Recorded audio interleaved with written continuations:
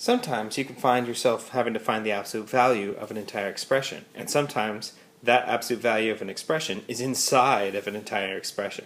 So this is actually 2 times the absolute value of negative 5 plus 3. So I said it this way because these absolute value signs are working very similar to parentheses now, where I would say 3 times the quantity of 9 minus 2. So if I were to solve this using my order of operations, I would do 9 minus 2 first, because that's within parentheses, leaving me with 7. And then I would have the 3 outside, and the 3 was waiting for this interior part to be simplified before I can actually multiply. So now that I've done my minus 2, it's in the parentheses, I can do my 3 times my difference there, which is 21. So that's my answer.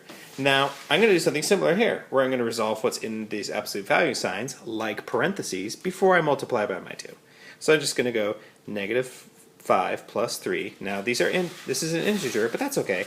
I'll just use a number line. I'll start with negative 5, and I'll add 3. 1, 2, 3, negative 2.